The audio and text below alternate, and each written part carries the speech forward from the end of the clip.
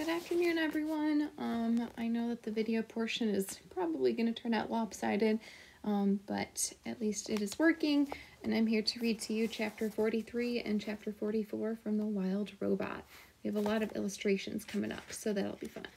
So we have Chapter 43, The Gosling Takes Off. It must be hard to have a robot for a mother. I think the hardest part for Bright Bill was all the mystery that surrounded Roz. Where had she come from? What was it like to be a robot? Would she always be there for him? These questions filled the Gosling's mind, and his feelings for his mother swung between love and confusion and anger. I'm sure many of you know what it's like. Roz could sense that Bright Bill was struggling, and so she spent a lot of time talking with him about families and geese and robots. There are other robots on the island? Said the Gosling during one of their talks.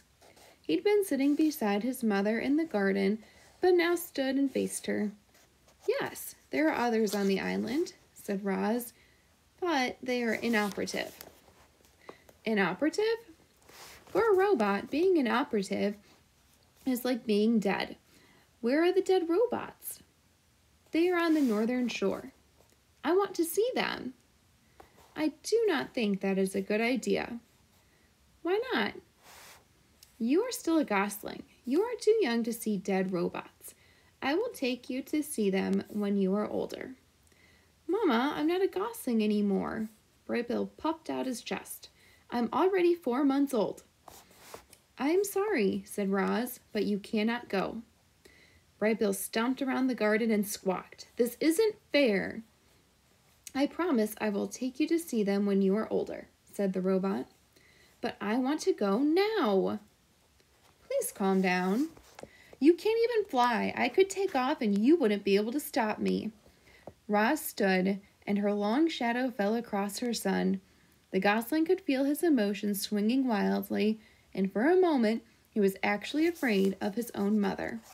Without thinking, he sprinted toward the pond, beat his wings, and flew away.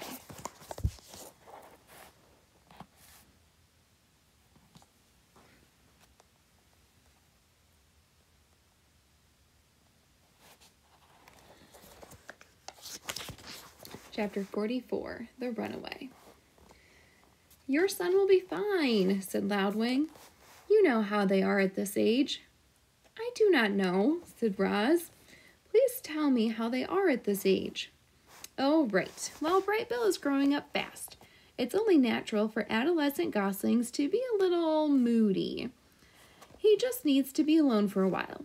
You've raised a wonderful son. I know he'll come back soon. Try not to worry. But Roz did worry. At least she worried as much as a robot is capable of worrying.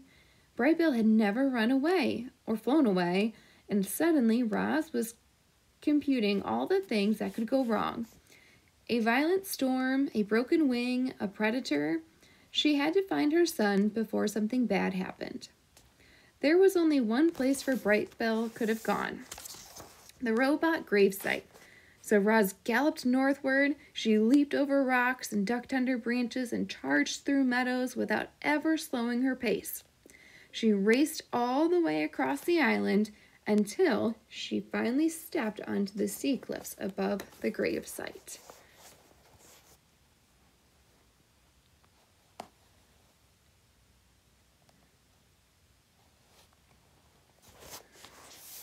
And there was Bright Bill, perched on the edge, looking at the robot parts scattered on the shore below.